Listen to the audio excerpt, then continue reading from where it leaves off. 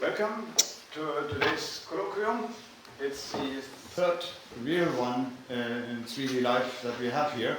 So not everybody is getting used to the habit yet. In particular, things like coffee and stuff like that, unfortunately, has not been served.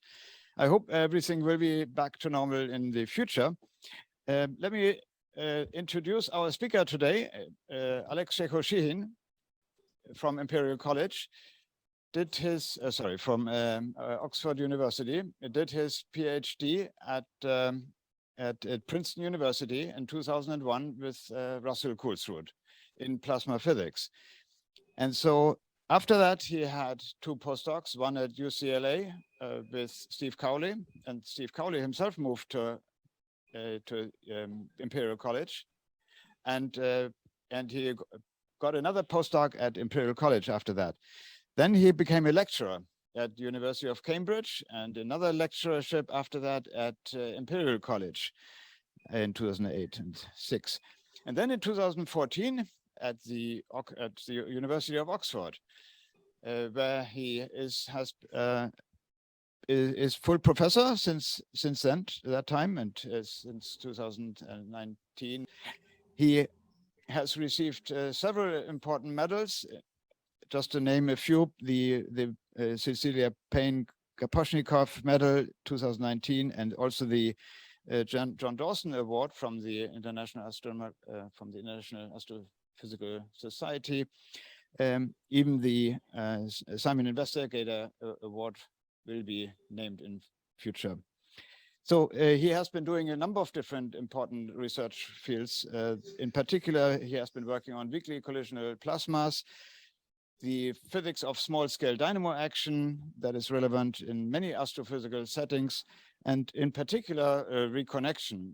And so he will talk to us today about his latest ideas on collisional plasmas.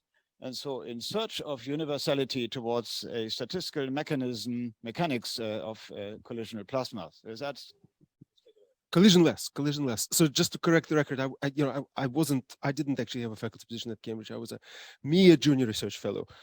So the Imperial College was responsible for giving me my first job and thus inflicting me on the community for the rest of the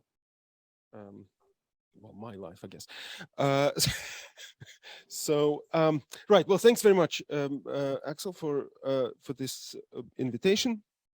Lovely to be here. This was, you said it's your third full colloquium since the end of the world. So this was actually going to be my last trip before the end of the world. I was scheduled to do this colloquium in the third week of March 2020. Ha, said God. And so this got cancelled, and this is actually the first time I've been in an airplane since then. So there's a certain poetry to all this. All roads lead to Stockholm. Oh God, that didn't sound right? That means other things for other much more important people than me. Right. So I was told by Axel that I should aim this talk at a general physics audience, which means that there is a certain danger here that some fraction of this room will think that everything I say is obvious, another fraction will think it's incomprehensible, and all will think that it's completely irrelevant. And so if that happens, I apologize in advance. Please feel free to when that starts happening, try to roll your eyes visibly and to communicate to me that I'm going in the wrong direction. So yes, I want to talk a little bit today about some general ideas about the equilibria of collisionless plasmas. I owe most of what I will say to my collaboration with these three students, Toby Atkins, Robbie Ewart, and Michael Nastak. There are two published, there's one published paper and one preprint already out there, and there is much more in preparation. So watch out for their surnames if you're interested on the archive. If you're interested in these matters. Right. So what do I want to talk about? Let's yeah, as famously the king said to Alice, begin at the beginning, proceed until you get to the end, then stop.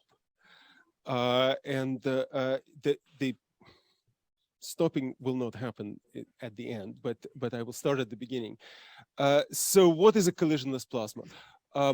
And how is it described? Well, a collection of particles, charged particles, which have a certain dynamics. That dynamics is simply that they are subject to electric forces.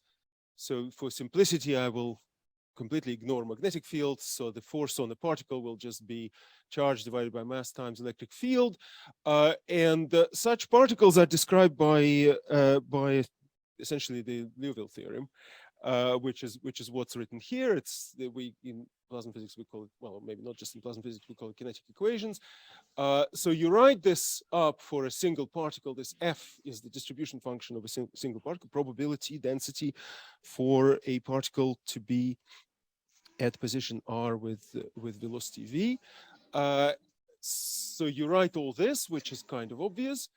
And then on the right-hand side, you have what we call collisions, which is basically the part of the evolution that requires you to know something not about one particle, but about two particles, right? So in order to calculate how a distribution function of one particle would change as a result of collisions, you have to ask about the probability of that particle being in the position R at velocity V and a second particle being at the position R at the same position R with the velocity V prime, right? So these are 2-point functions. So all of that is in the right-hand side. You can typically calculate the rate at which these binary collisions happen. These are Coulomb collisions.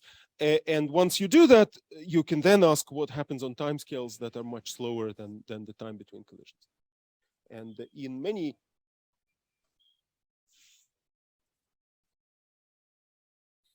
quite a few astrophysical plasmas, it's the case that this time between collisions is very long, and the path that particles travel before colliding effectively with another particle are very long. Example, if you think about the solar wind, the plasma that's blowing at us from the sun, the mean free path of a particle in the solar wind is from the sun to here. Right, so it's not entirely collisionless, but it doesn't collide very much, and certainly if you want to know what it does somewhere in between, it's a nearly collisionless plasma. So it's a meaningful question to ask: what happens when that right-hand side is small, or on timescales on which it is small?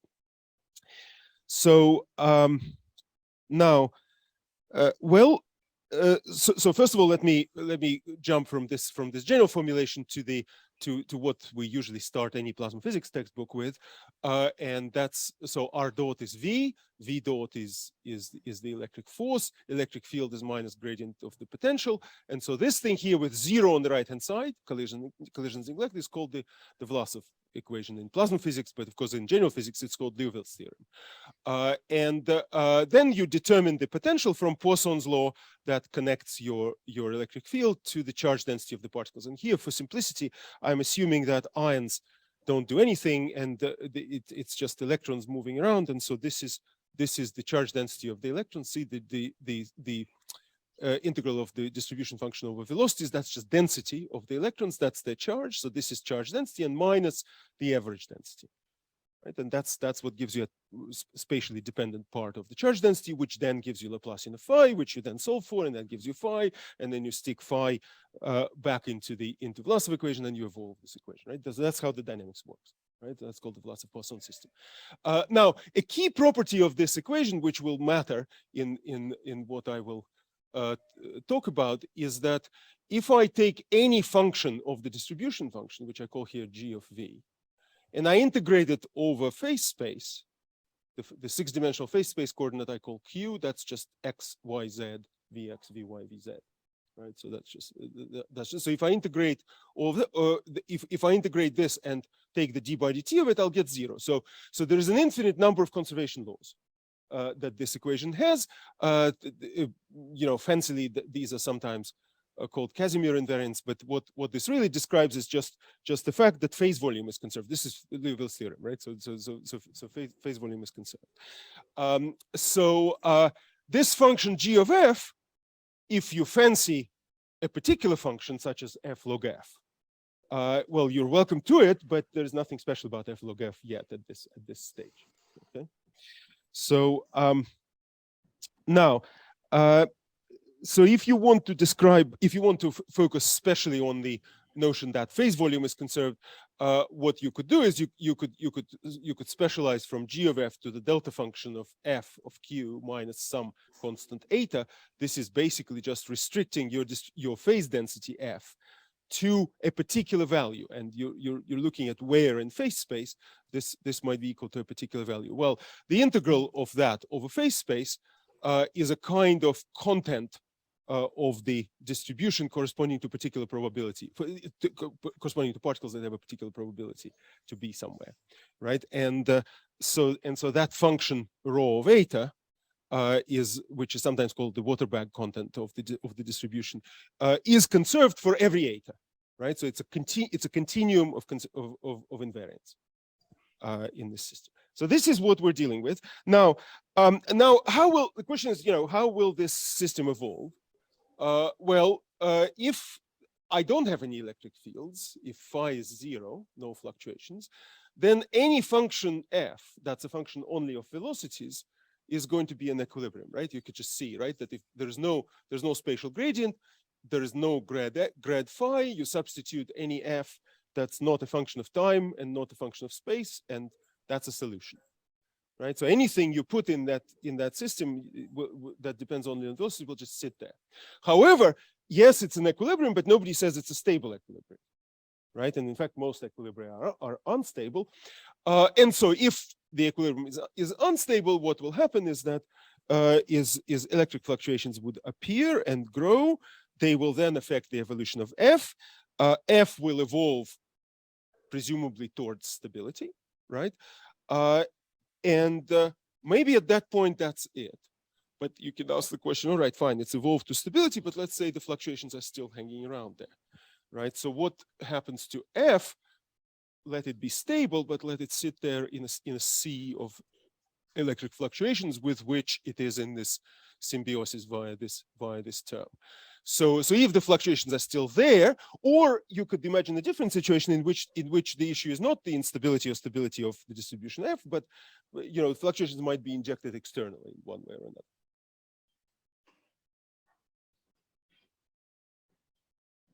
Continue evolving, and one can ask,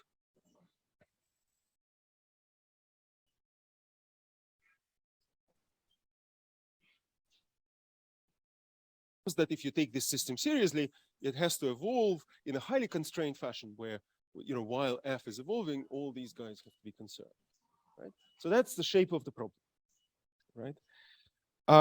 Now, what is intuitively obvious is that the phase space will become quite mixed, right? This is intuitively obvious to you if you've ever dropped a proverbial drop of milk into your coffee and stirred, right? So well, if you stir not too quickly, you will see some interesting patterns evolve, and your phase space, which in this case is just the surface of the coffee, will become quite striated.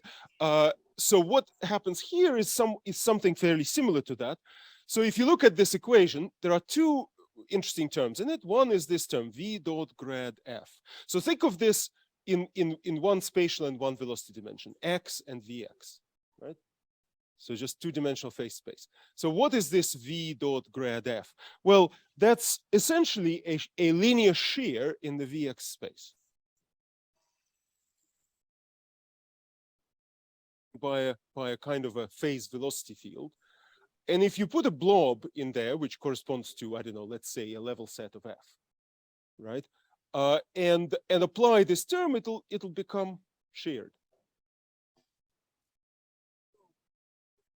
So of f will become the gradients of f with respect to v will become greater, right?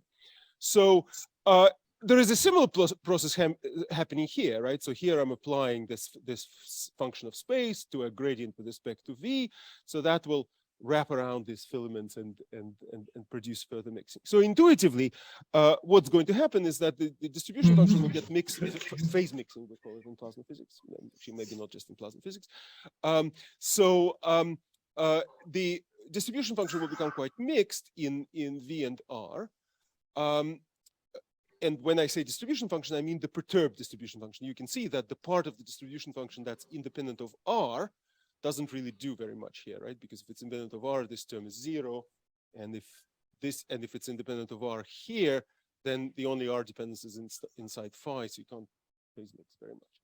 So, so this, what I call delta F, the difference between F and its spatial average, will become quite structured in phase space. Last point I want to make on the kind of as a general introduction to kinetic plasma physics. So if you look at this thing here, you'll see that the electric fluctuations depend on the velocity integral of the perturbed distribution function, right? This thing here is just integral over velocities of delta F, just defined here, right? Now, if delta F becomes very chopped up in velocity space, its integral over velocity space will become small, right? Because there will be cancellation effects. And so if you just measure the electric fluctuations, you would see them decay.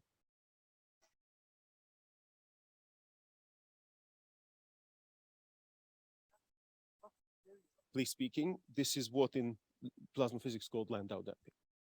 Okay. So this happens linearly. What happens non-linearly is a more complicated question, which I'll return to. So right, so that leads me to the question. Here's an example. I think the author of this example possibly is sitting here somewhere. Oh yeah, there he is, right? So so this is from a paper by Valentin Skutnev and company. His company at the time was people at Princeton involved in the development of the Jekyll code, which is essentially a code solving those equations that you saw on the board. They ran an experiment, a numerical experiment, where they put in two beams of particles and let them go. That's a highly unstable distribution. Fluctuations happened, stuff happened. In the end, they ended up with highly chopped up distribution functions, just like I drew on my previous sketch. So this is in it was 2D, so this is in Vx Vy. See, you have all this choppiness, but there is an overall shape to the distribution. And if you plot it against a velocity coordinate and the space coordinate, you see all these striations, right? So if you like, if you take off your glasses, those of you who are wearing glasses, and look at this thing, this will look like a general blob. That's your F bar, right? So the process of taking the bar is just this, right? So right now this is a homogeneous distribution to me, right? But when I put it back on, the phase space is highly structured, and so there, that's the delta F over there. Okay.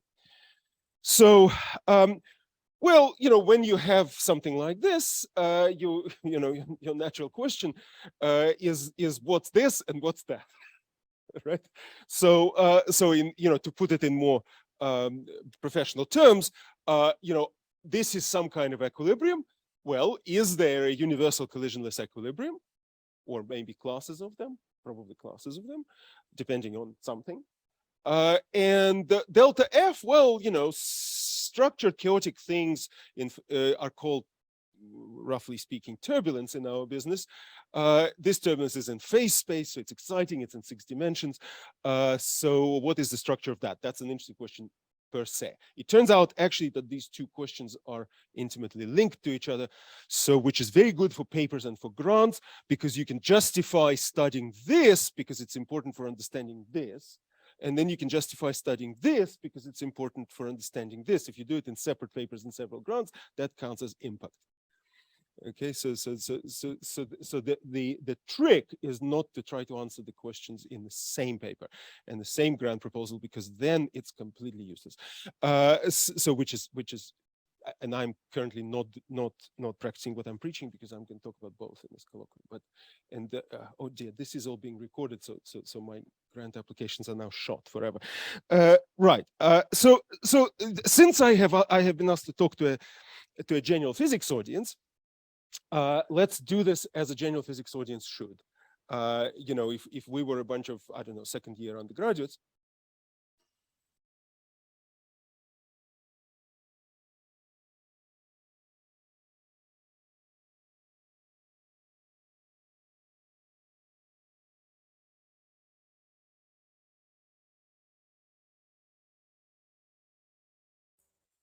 Excuse me, sorry, we are not able to listen to the speaker.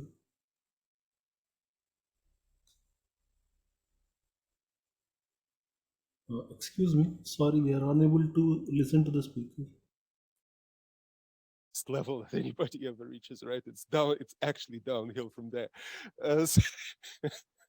So anyway, right. So at the late undergraduate, well, even maybe early undergraduate level, what do people know? They know statistical physics, right? So let's try to talk about statistical mechanics of collisionless plasma. And this is not, I didn't invent this. This has been around since before I was born. So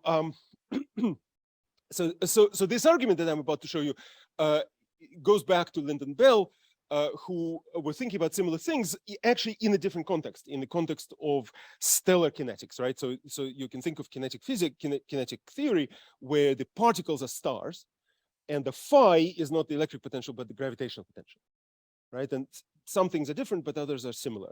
And so we talk to that community and draw inspiration from each other.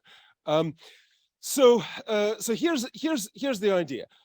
Let's think about phase space, right? This is what you see here is a 6-dimensional phase space.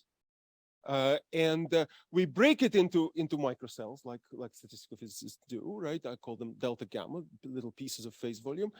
And I want to consider a very, very simple system called, which in plasma physics we call the water-bag distribution, where I say in each cell, the probability for particles to be, for the probability for this cell is either filled or not. And when it's filled with some phase density, it's always the same phase density that's filled with, right? So there is this parameter eta, which is a constant everywhere, right? So F is basically 0, 0, 1, 1, 1, 1, 0, 0, 1, 1, and so on. Very digital example, although it comes from pre-digital era. So we break it into microcells, and then we count. Right? That's what do statistical physicists do. They count. So what we do is we coarse grain this into macrocells, count the number of occupied microcells in each macrocell. That's the occupation number of that macrocell, and we define the coarse grain distribution function on that basis. You know, in terms of what I told you earlier, you could almost think of each macrocell containing all of the R space and a little bit of V space, right? So the whole spatial averaging can be part of the macrocell. So that's the F bar, and then you simply count the number of possibilities. But when you count, like always in statistical physics, you count subject to constraints. And what are the constraints? None except for the phase volume conservation, right? So if we assume that the phase liquid is incompressible, you have to count in such a way that these microcells can move around in whatever way they like, but they cannot sit on top of each other. No cohabitation. Statistical physicists call this the exclusion principle or Pauli principle. So these particles are subject to that. They're somewhat different from fermions in that they're distinguishable, because about each of them you can say it was here at time 0, right? And then you can follow it. But that turns out not to matter statistically all that much.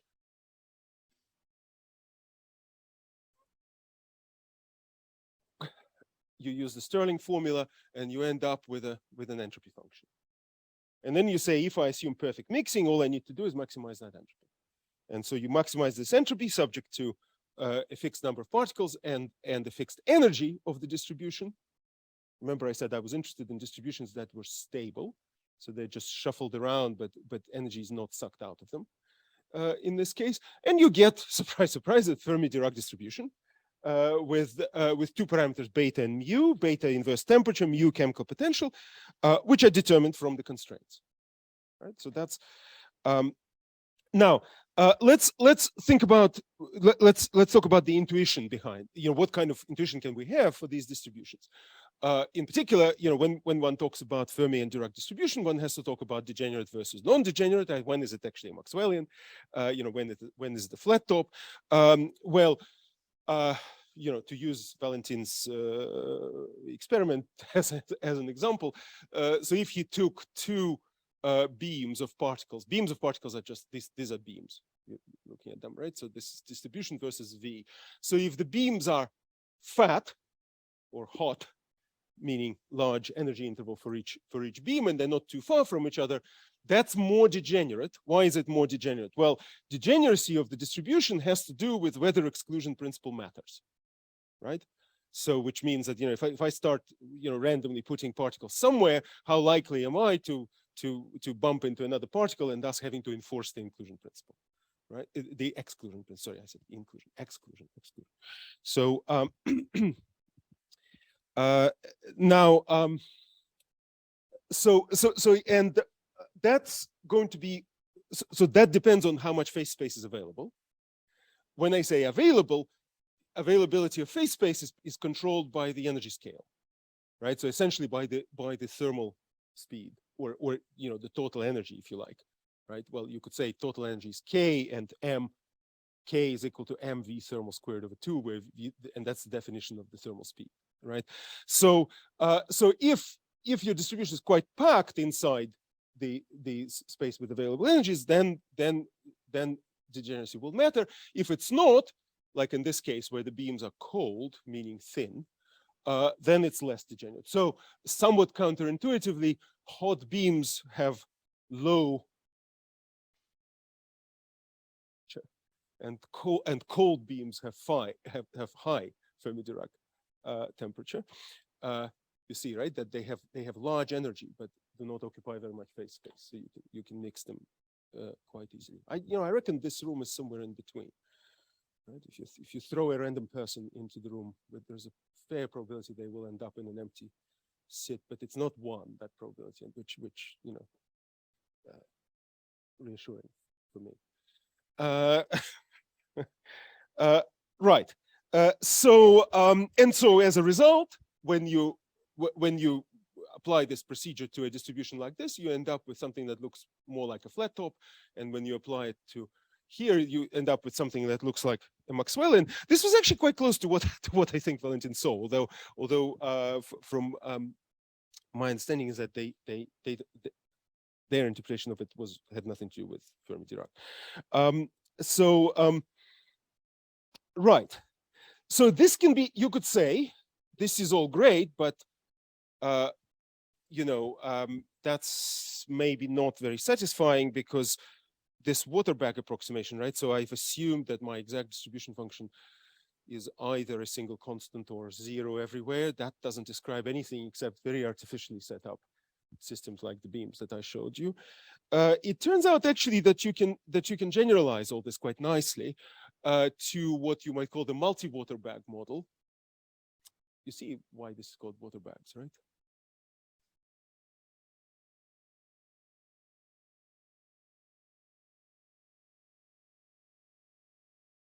Or it's the density of the water. So anyway, you can have multiple Waterbacks where you take your distribution function, you break it up into pieces where it'll be equal to something over some part of the phase space, something else over some other part of phase space, and so on. And you essentially treat particles belonging to these different pieces of the distribution as separate species, right? And you do the same trick as I described before, and you end up with a equilibrium distribution, which is a generalization of Lynden-Bell. So when they're degenerate, they kind of look like ziggurats like this, right? So this is for this. Obviously, you can, well, I don't know, maybe not obviously, but you can generalize this to continuous distributions, right? So you can now talk about a probability function for particles, for the phase volume, sorry, for the phase density of particles at R and V to be equal to eta. Ewart and I call it hyperkinetic distributions, right? It's a sort of distribution in a 7-dimensional phase space now, right? Where the 7th dimension is the actual value of the phase density. So and then the actual distribution function is the first moment of it. So if you like, the reason we call it hyperkinetic is because kinetics to hyperkinetics is what fluid dynamics is to kinetics. It's sort of next level up, right? Where you take your quantity that you want, your probability distribution function, and that is actually now the moment of a grander distribution function that you construct. So this has these equilibria which look like this. This is essentially a generalization of Fermi Dirac, and they have 2 parameters: beta again, which is there because energy has to be conserved, and now you have a continuum of chemical potentials.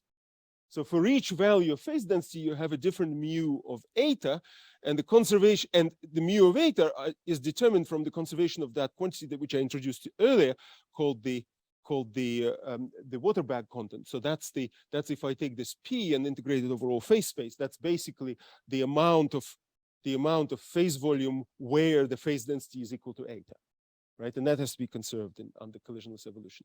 So you have a continuum of mu's which are determined implicitly from this equation. I have some details on this, but I will. Well, actually, no, that's fine. So this, interestingly enough, this set of distributions captures quite a wide class of equilibria, including, intriguingly, ones with power law tails.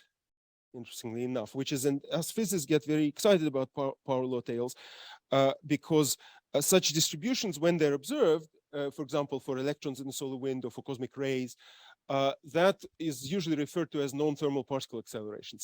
Some mechanisms which are not fully understood, but about which many papers are written. Well, not but. Consequently, many papers are written about them. So some mechanisms lead to the emergence of these fat tails in the distribution of collisionless particles, which are observed. And once you have a power tail, you can measure the exponent. Once you measure the exponent, you can require theoreticians to explain the exponent, and so that's how we live and multiply. Anyway, so it's quite exciting that you can get somewhat exciting that you can get power laws. Intuitively, the reason Lyndon-Bell distribution, Lyndon-Bell equilibria of this sort, diffusion principle is basically just that when you try to drop particles into a distribution, because they can't sit on top of each other, they have to stretch themselves out to a greater part of the velocity space. So the intuition behind power law is essentially the same intuition as behind the Fermi step, right? When they have to the levels have to stack up. But here, because you have many Fermi distributions superimposed on each other, they come up to nice shapes. Right. Let me now. This is if you like, the second part of the program. So I've talked about statistical mechanics quite a lot. Well, what do we do in those undergraduate courses, right? We present statistical mechanics. We say this is perhaps the distribution to which system wants to go, subject to maximum entropy, if you believe all that, right? Then what's the official next step? Official next step, you have to ask how quickly does this happen, right? So you need some kind of dynamics for relaxation towards equilibrium, and that's what in kinetic physics collision integrals are about.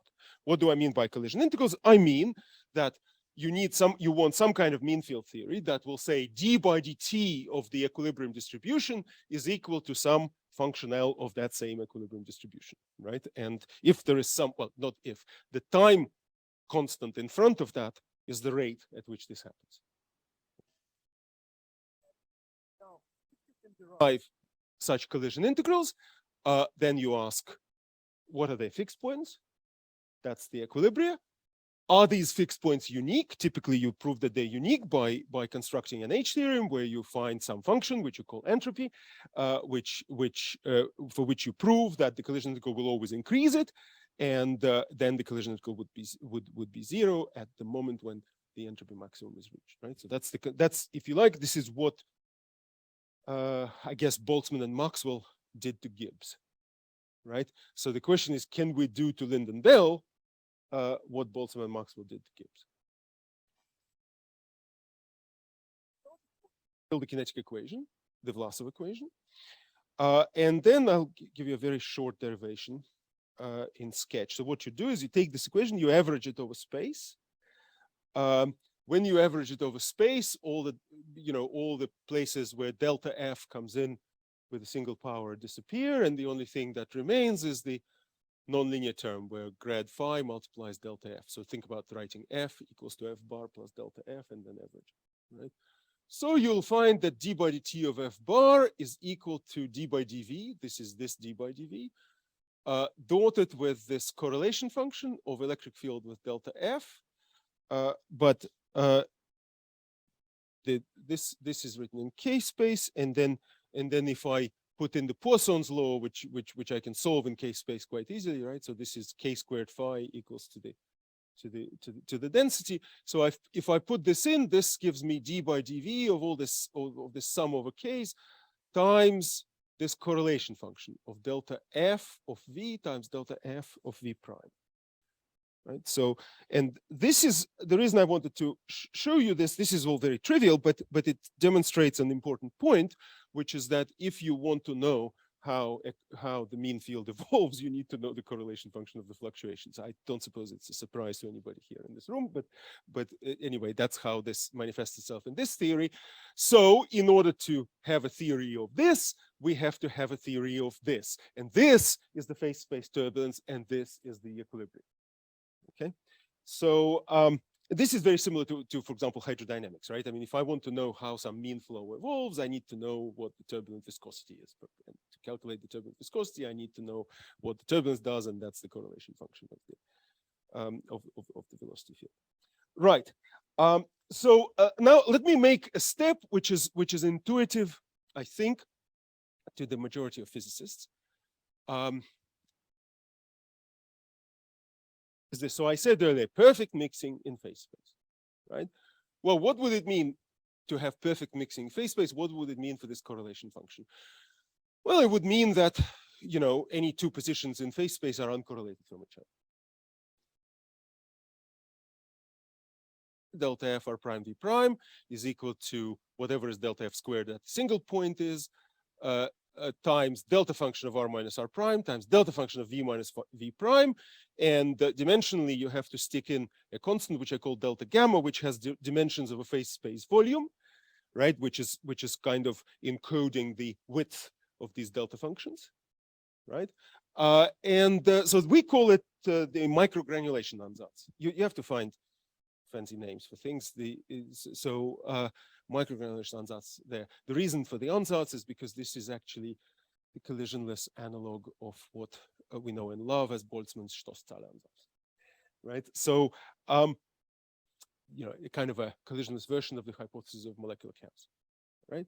So, right. So if I do this, or in K space, so here I had it in K space, so let me rewrite this in K space. That's just delta of V minus V prime.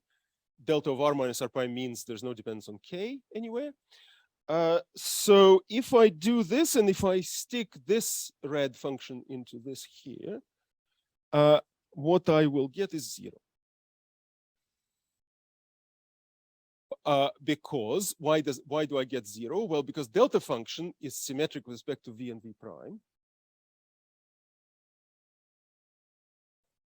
Function and assume that it's symmetric with respect to V of V prime. Well, let's swap V of V prime. Well, swapping V and V prime will give me the star of this function, complex conjugate, right? But look at this sum here. It's the sum of a K, I times K. It's odd in K and it has an I, which means that only the imaginary part of this contributes. 0, and so we are in a state of disappointment. But as we always, well, as I at least always tell my students, never take 0 for an answer. If something is 0, that means that it's not 0. It's just you have to go to next order, in some sense, right? So that's what you do. So that's what we do. Let's go to next order. As before. The same starting point as before, right? But now I need delta F. So I now need to get serious about calculating delta F. Just assuming something about delta F doesn't work, I clearly need to figure out what delta F is. How do I do this? Well, I take this equation. Remember last time I wrote down the equation for F bar. Now I subtract that equation for F bar from this equation and work out what delta F is. Well, delta F, what does it do? It phase mixes, just like here. It has a bit where electric field multiplies the F bar, right? Here, that's a linear bit. And then it has a nonlinear part where electric field multiplies the delta F. This is all exact so far. I'm not approximating anything yet. So in K space, so this is the phase mixing term that I talked about before. This is the interaction of electric field with the background distribution. Notice that it constitutes a kind of source of the variance of delta F. Right, this will be important. And finally, I have a nonlinear coupling between different modes. So, so what do you do then?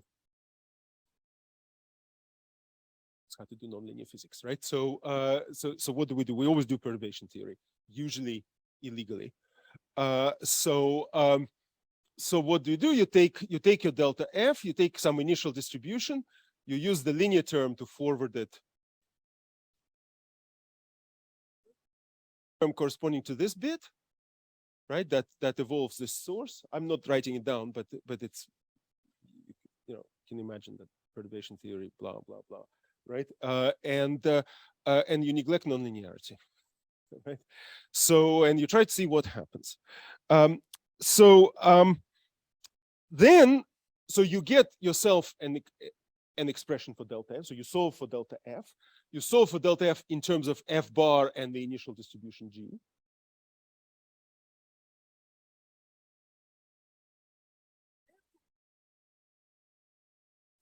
Initial distribution that I'm using does satisfy the microgranulation ansatz, right? Let's say everything initially mixed, and I, feed that into the kinetic equation, and I forward it a little bit in time, now using honest physics, honest linear physics, and then I stick all that into the collision integral, and then I reset, right? Again, usual story. So what this does is it leads to what one might call collisionless collision operators. That for the erudites in the audience, these are what's known as Balescu-Lenard true collision integrals, but for phase volume conserving particles. I won't go through the details of them. If you like that sort of thing, you'll find the treatment of this in Robbie Ewert's preprint on the archive.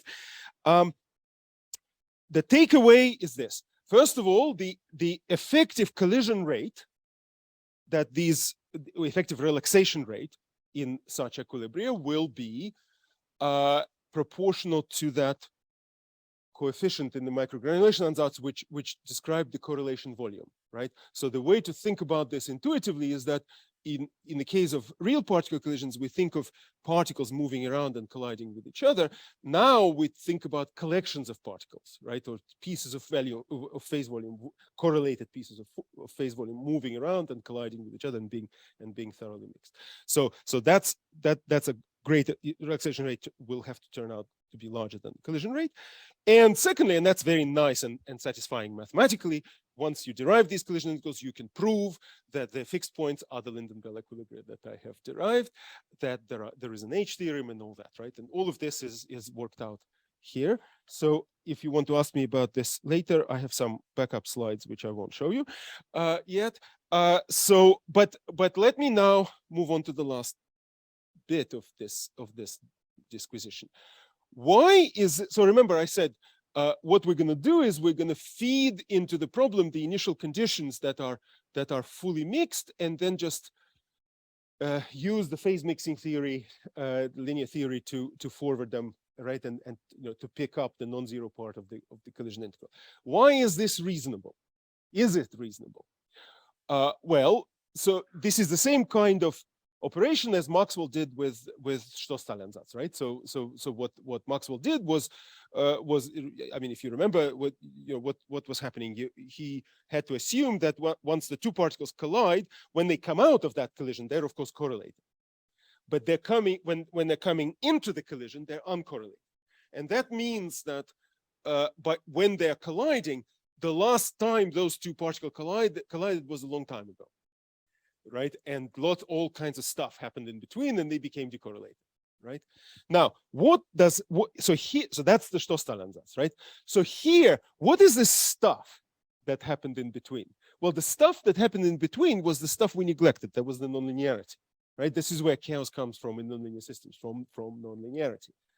So so this must be an effect of nonlinearity. So let's try to make a little bit of sense of this whole dynamics. So remember, I need this correlation function of delta f, which I will call C. So if I take this equation multiplied by delta f and average, what I'm going to get very schematically is d by dt of it plus the phase mixing term that comes from here, and then some source and some nonlinearity, which I won't write out, right? So that's the structure of it. I like in this business going to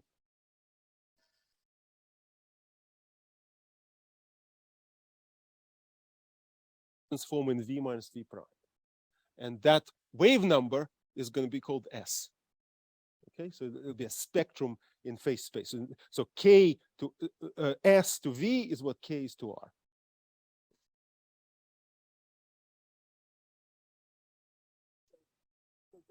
This term becomes K times dC by dS. Now, what is that? This is a propagation in S at the velocity K.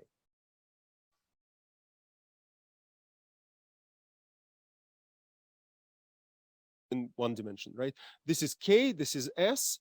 What is this term doing? It's picking up stuff that was here and forwarding it up to large S at positive Ks, and at negative Ks, it's picking up what was here and forwarding it down to low S. Sorry, to large negative S. Yeah, so that's what it's doing. Now, this plot is that C of S is not equal to C of minus S, which is equivalent to saying that V and V prime cannot be swapped.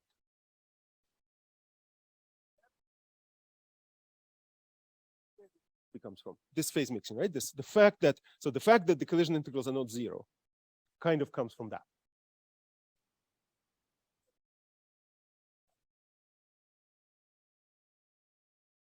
Is that because this is empty and this is empty. How do you get perfect mixing? Well, the nonlinearity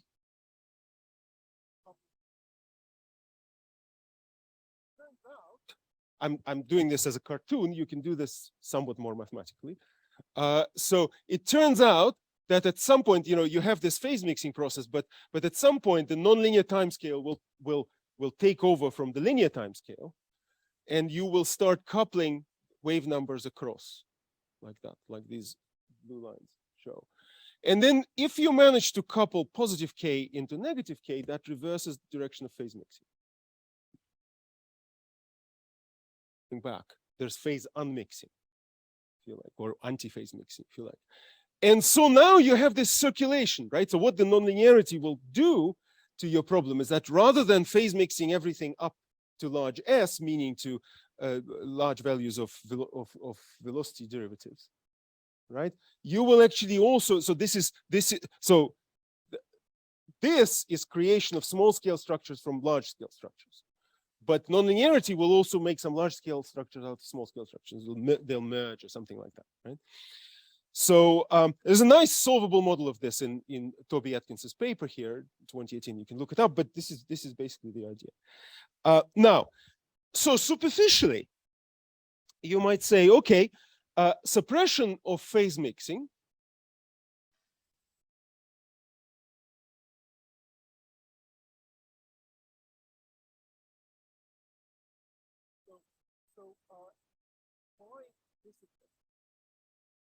is in plasma physics textbooks, there's a kind of a two-wave version of this calculation, which can be done as a kind of an undergraduate exercise, and that's called plasma echo. There's this amazing effect. You take a collisionless plasma, you launch a wave into it with wave number K, then you launch another wave after it with wave number 2K. Right? They both phase mix and disappear. By launching a wave, I mean, create an electric potential, right? Electric perturbation. They phase mix and disappear, and you think they're gone, but actually they're gone into phase space, and the one with 2K catches up with the one with K. When 2K couples to K, you get either 3K or minus K, And if you get the minus k, that reverses the phase mixing propagation, and it starts phase mixing back. So what you see in time is, the first blip and then gone, the second blip and then gone, then you wait and another blip appears. So that's called the plasma echo. This is actually true. It's been done in the laboratory. This actually was in the 60s, right? One of the most beautiful experiments in plasma physics ever. Anyway, so due to plasma echoes, it would seem like you can symmetrize this spectrum, right? And kind of justify the microgranulation ansatz. And it almost, you can almost convince yourself that this is something not that far from, having a delta function correlation and so on. It's not quite true that because delta gamma would have to be a function of k and so on, but these are all details. The point is that perhaps this is not unreasonable. Actually, it is somewhat unreasonable. In fact, first of all, let's think about what this system is, right? So the system is processing the variance of delta f. So that nonlinearity, which just transferred from one scale to another. And then actually there's another thing which I have hidden so far, but which I'm now going to restore. There are true collisions. So collision operators, those things I neglected at the very beginning. In plasmas, they're Fokker-Planck operators. They are diffusion operators in velocity space. The reason I neglected them was because the collision rate was very small, right? But that small collision rate multiplies a second derivative in velocity space. And so when that derivative becomes large, for however small collision rate, at some point, the true collisions are going to kick in, right? It's just like viscosity in hydrodynamics, right? I mean, you can have, Navier-Stokes equation is never equivalent to an Euler equation, even though however small is the viscosity. So it's the same effect here. So source, nonlinearity, and phase mixing that push you to small scales, dissipation, nu times d2 by dv squared. So you put the variance of delta f in, it goes through phase space, it thermalizes, right? So actually, this is not a kind of a thermal situation when you just had fluctuations sitting there flowing nowhere. This is turbulence. This is constant flux, right? This is you're putting stuff in, and it has to come out. So it's a field of fluctuations supporting a constant flux of variance of delta f. And when you plot, so this is from Toby's paper. This is a particular model of it. I only have this picture here for one reason. What you're supposed to realize looking at it is that this part is not symmetric to this part, right? So, and this is just the upper part in S. You can reflect it down. It reflects like this and like that, right? So actually, microgranulation ansatz is rubbish for turbulence. There is an asymmetric part. And once you have and so actually you can demonstrate that this cartoon is only true in some very approximate sense, but what really happens is that phase mixing goes in a spiral. Constantly in a circle. No, it's spiraling out to smaller and smaller scales, larger and larger wave numbers. And so that gives it a certain asymmetry. And once there is an asymmetry, zeroth order apart to the collision operator. So there we arrive at my last slide, which is the unsolved questions. So key question. So we understand what kind of equilibria you would achieve and how you would achieve them, roughly how you would achieve them if you're sitting in a system that is supporting essentially a thermal noise, but elevated thermal noise, not particle noise, but if you like, the noise associated with these granules, right? The phase space granules. So, but in fact, what we don't understand is that we understand how that's different from true turbulence. True turbulence is different from thermal noise. You understand that, I hope, right? But what we don't know is what kind of collision integral this will produce, although we'll know this in short order. So there is some new collision integral that's emerging here. The question is, what is it? Does it have fixed points? does it have an H theorem? If it has an H theorem, what is the entropy of a turbulent plasma? In this way, the second interesting question to engage with, which I haven't discussed very much, is this question. It's while clearly the equilibrium is collisionless, meaning that everything, I can rigorously talk about everything happening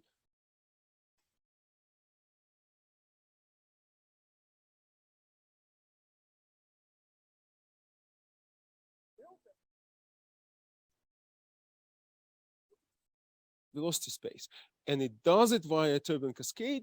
It can be shown actually, and Michael Nestak has shown this, in the paper that's not yet published, so watch for it. So delta F goes to collisional scales fast, just like turbulence in hydrodynamics goes. You stir up turbulence in the system with arbitrarily large Reynolds number, that will reach small viscous scales in a time that's at worst logarithmically dependent on viscosity, but actually arguably not dependent on viscosity at all. Actually, the same thing can happen happens at least in some models of phase space turbulence. This is in fluid turbulence, this is called deceptive anomaly.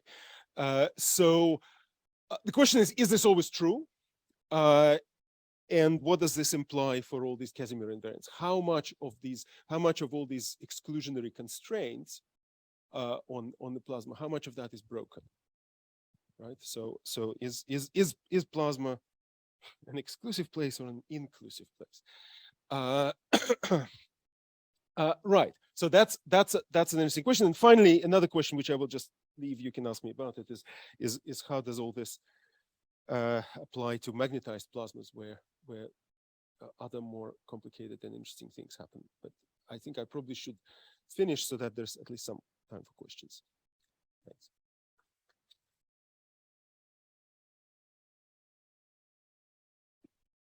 Thanks, Alex, very much for your very interesting presentation. And we have now time for questions. Turbulence, do you think it is actually a usual decaying process, or are there any instabilities that are known that can, under certain circumstances, begin to produce some interesting physics? Well, this is interesting physics, right? Do you always need an instability to have an interesting physics? There are always instabilities in plasma, of course, right? Those of you who were here for the Nordita program last week must have heard quite a lot from Matt Kuntz, for example, and maybe others about instabilities of the sort of equilibria that you expect in astrophysical plasmas, and how those instabilities then constrain evolution and so on. So the way to think about this question is this. So remember, I said at the beginning, right? Distribution unstable become stable. What then? Right? So if the distribution function is not unstable, is not stable, then the nonlinear or quasi-linear evolution of it typically is to be pushed towards marginal stability. So you can think of your evolution here as a sort of whether it's literally a sort of additive linear superposition of effects or not is a difficult question. But roughly speaking, you can think of it like this, right? If you're being pushed by some large scale dynamics towards some instability, you will have some effective bits of the collision operator, usually quasi-linear collision operators, that push you away from instability towards marginal, right? But that's not necessarily all of the evolution there is, because even when you are stable, you are still living in a turbulent environment. And you're interacting, there is a delta F times delta F, right? And it's not zero, and it's doing something to you, it's evolving the equilibrium. So what I was preoccupied with is the evolution of stable distribution functions. Right, instabilities will kick them into the into that stable domain first, right? So that's so it's different physics, right? The reason I got interested in this, especially for the purposes of this colloquium, is that this is one of the areas where you do not have to worry about the zoology of instabilities, right? You don't have to do there's this, there's that one, there's this one, there's a long list of these instabilities. Here we're talking about is there any universality to the world? I believe there is some, but I can't prove it just yet. Thanks. Next question, please. Okay, thanks. Thanks. It's very interesting. First, just trying to clarify something for myself, and then I have an actual question. This micro granularity answers, I got the impression that it's not favored, right? It's not what you end up with. It's you started from there, and then you said that it doesn't really work like that. Did I get that right? Yeah, the gist of my description was that it was a kind of a natural thing to do. It's a very idealized thing to do. We know what will happen if it has any validity, but it might not have any validity. No. Okay. Right. So it could be that there is some kind of stacking of different physics here, that we have to keep this part of the collision integral that's associated with the breaking of the microgranulation ansatz. But maybe in the next, the collision integrals that we so far know how to derive are ones that are based on microgranulation ansatz plus the linear physics. Now, the question is, for those bits of the evolution, is the asymmetry of that function important?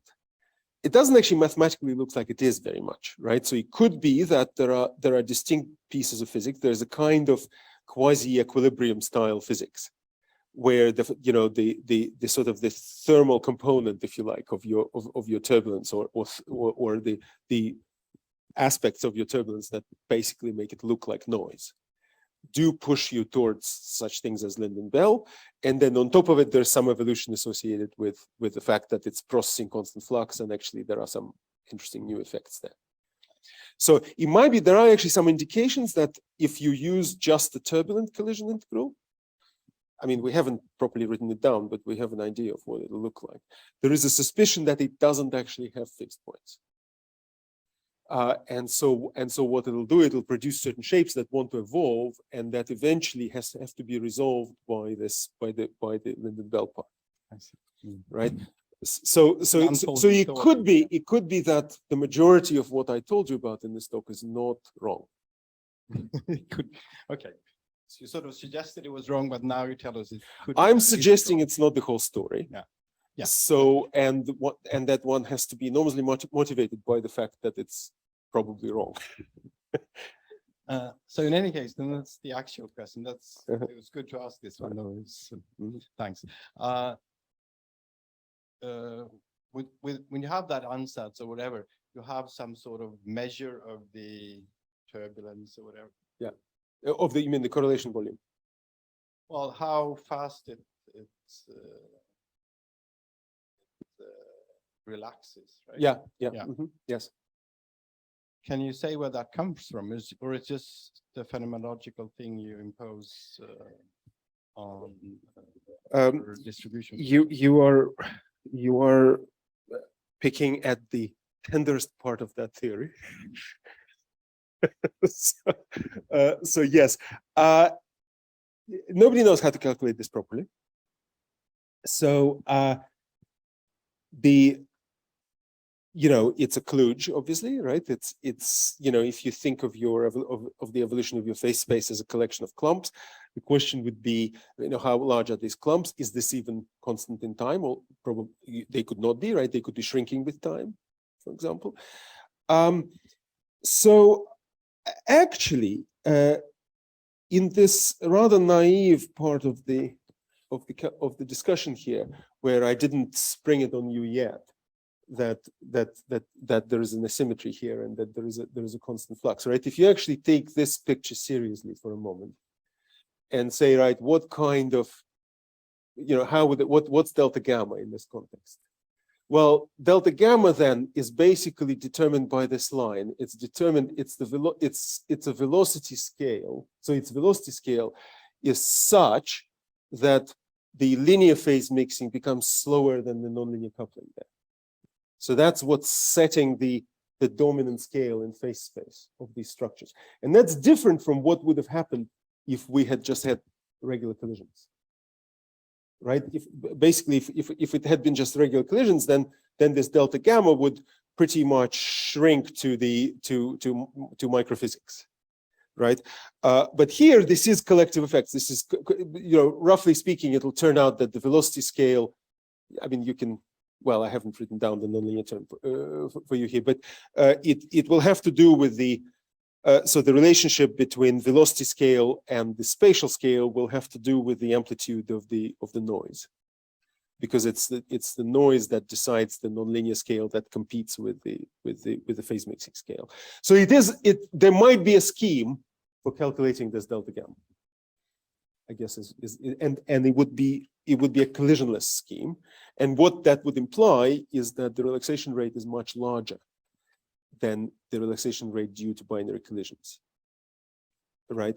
And so in a way, it's, if you wanted me to say this in a slightly grand but banal fashion, collisionless plasma is actually effectively more collisional than you think, right? So that's. Thanks very much. Yes, next question here. Thanks, Alex. So I had a question about this last part where you were talking about the spiral flux thing. Yep. So you said there was a dissipative anomaly, so it goes to small scales in finite time. Yeah. How do we understand that? Because just phase mixing by itself doesn't, right? So no. So why does the spiral make it go any faster? From the picture, it looks like it goes slower. The spiral makes it go faster for the following reason. So the rate at which you're phase mixing is maybe we can read it off just here, K times V thermal, right? Roughly. That's the phase mixing rate. Now, the nonlinearity pushes you from smaller Ks to larger Ks.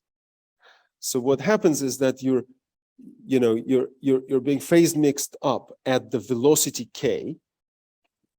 This is the velocity of the phase mixing, right? But you're also nonlinearly being pushed to both larger and smaller Ks. When you're pushed to smaller Ks, that produces echoes, right? That's when you get pushed towards from positive to negative Ks and you reverse and so on.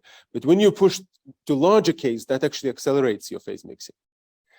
And it's the fact that nonlinear diffusion, well, it's in some models, it's essentially a diffusion. So these, I drew these blue lines with arrows. Actually, I should have had arrows here as well. Diffusion is not unidirectional, right? So if I start coupling Ks to other Ks, I will push things with equal probability left and right. Yeah. So it's basically acceleration. So it accelerates up because nonlinearity makes larger Ks available. It also makes faster phase mixing rates available, and so and that amounts to fast collisionalization of delta F. Thank you. Maybe I don't quite understand, but so you said that you restored the collisions in order to regularize your system and pushed out to small scales. Yeah. Which is kind of the Navier-Stokes-Euler dichotomy. Yeah. If you didn't try to take the limit, but looked at a theoretically collisionless system, like stupid example would be like some sort of a dark matter particle. Okay. Would you then, I mean, have you thought about that kind of situation and how that mean for the length scales? Yeah. So that's the simplest analogy here is exactly the fluid analogy, right? So suppose you stir up turbulence, quote unquote, in an Euler system, right? In Euler equations. What will happen? Well, the answer to that question is different depending on whether you're doing it inside your head or inside a computer, right? Because if you're doing it inside a computer, you're going to have a finite number of Fourier modes. And once you have a finite number of Fourier modes, so you will push quickly, for usual nonlinear reasons, you will push your energy to large Ks. Then they will encounter the truncation, and the thermal spectrum will start forming.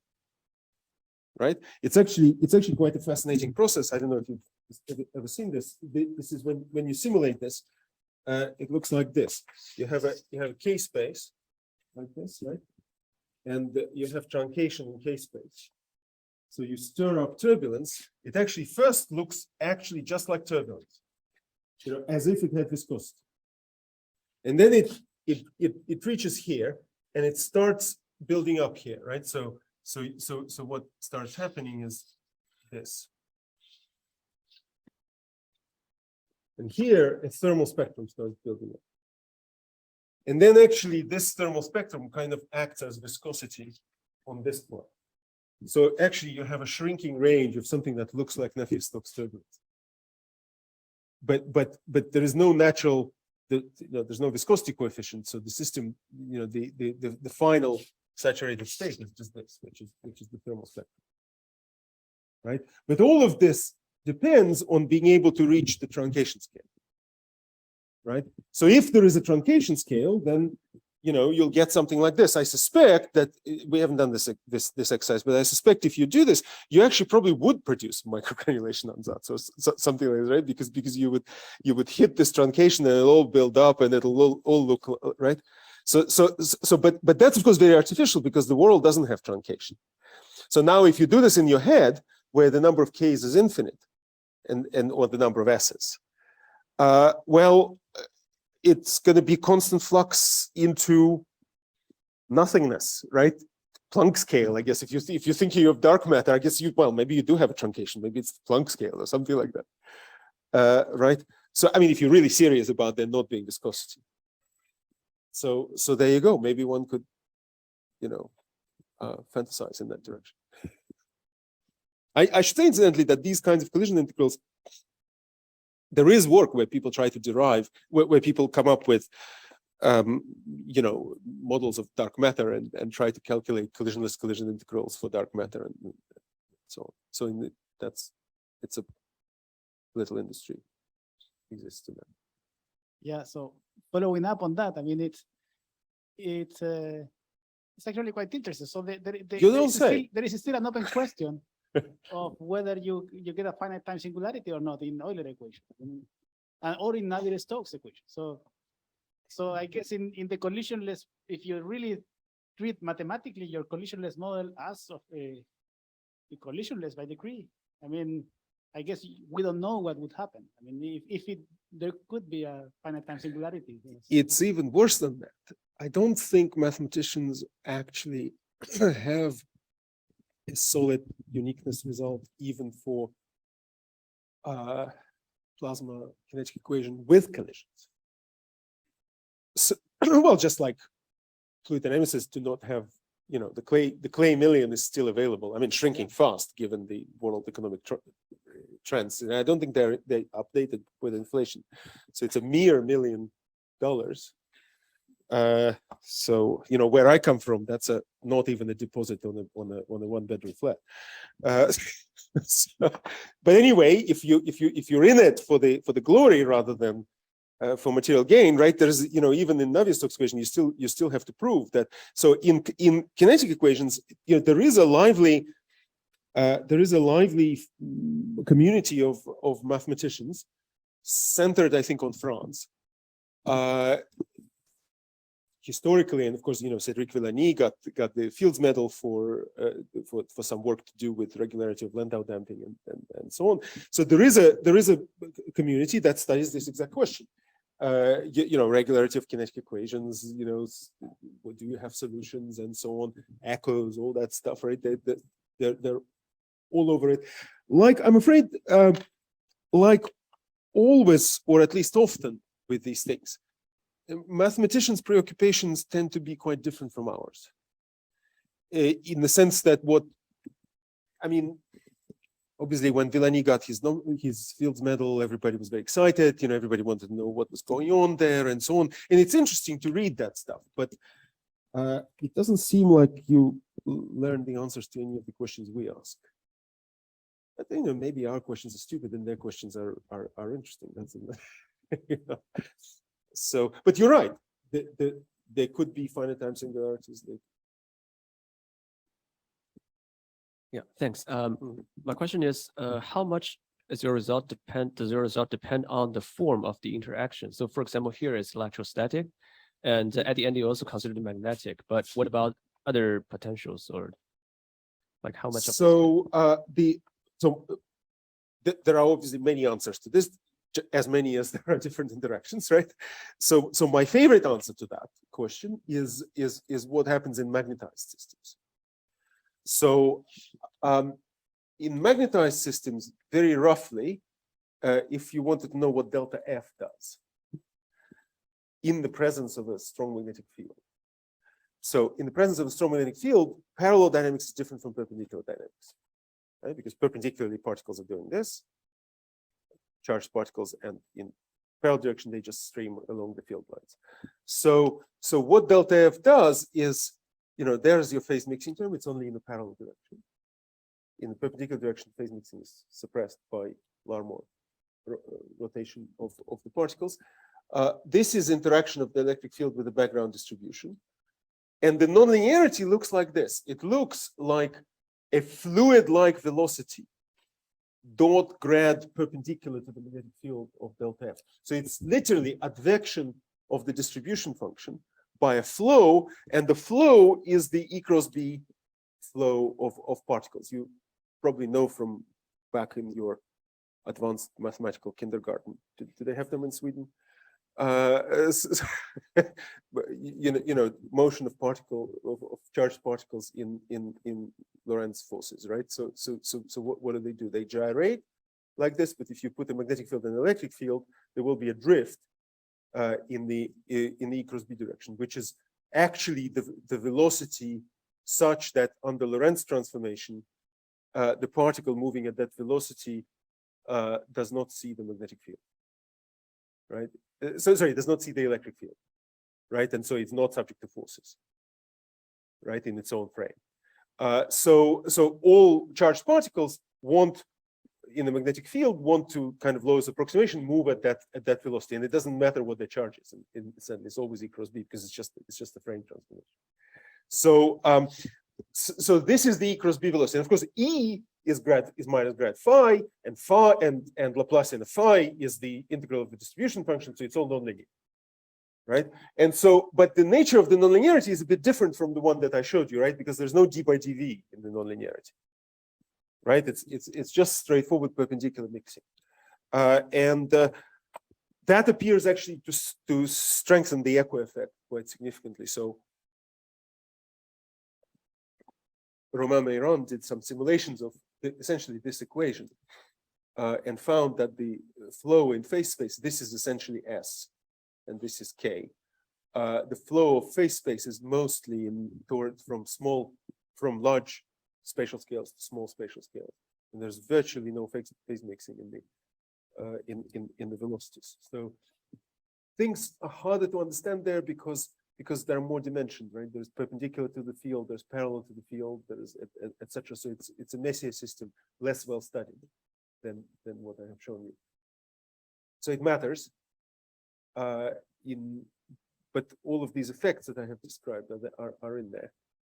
But the technique itself can be, how much can it be generalized to, like, just about the supergranulation technique? The supergranulation technique would be even dodgier in the magnetic field, I would imagine, because you'd have to make some allowances about what happens across and along, right? There's no reason why it has to be the same. I think the general technique of deriving correlation functions in phase space and then constructing collision integrals from them, it's still there. Just the correlation function is a more complicated thing. It now depends on more non-trivial variables. Yeah, thank you. So, but it can be part of the program to do all this.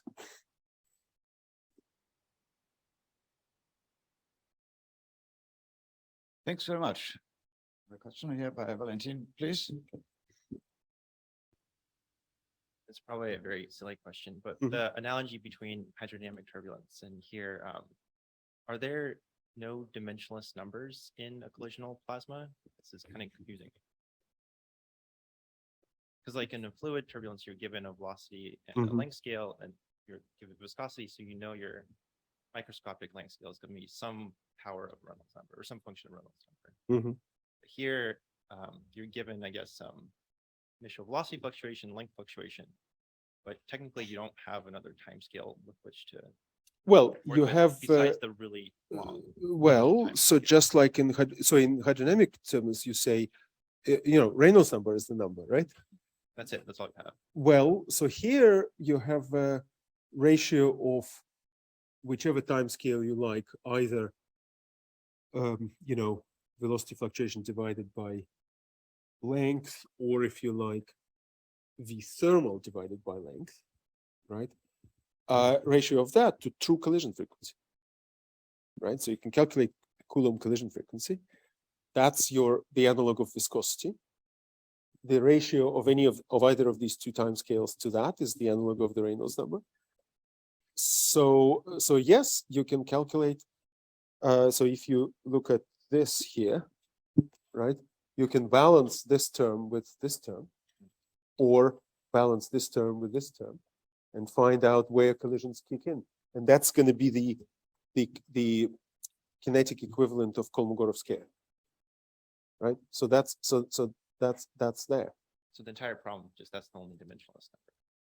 Well, no, because there is also because the system also has an energy scale, right? So your distribution has a V thermal, and that doesn't have to be the same as your fluid velocity, right? So if you like, there's that and there's the Mach number, right? So it's a bit like compressible turbulence in that sense. And then, of course, if you have magnetic field, then you have the Larmor radius, right? And so on. So potentially this is richer in dimensionless numbers, as plasma physics generally is than fluid dynamics. Thanks very much. We have a question on Zoom. Andrew Fraser, please. Is there a Hello. question again? Yes. Oh, okay. Benjo, do we? Hello. Can you hear me? So I think our acoustics is not working. I can ask. Or maybe just switch on your phone. Yes.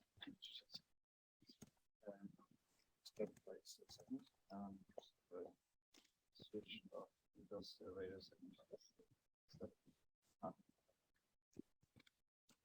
Okay.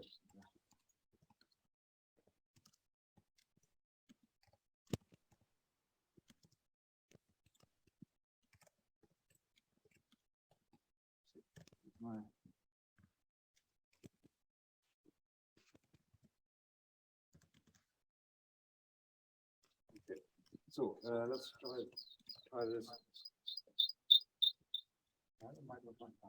So let's see. Did you hear that? Hello. Andrew, again. Hello. Can you hear me now?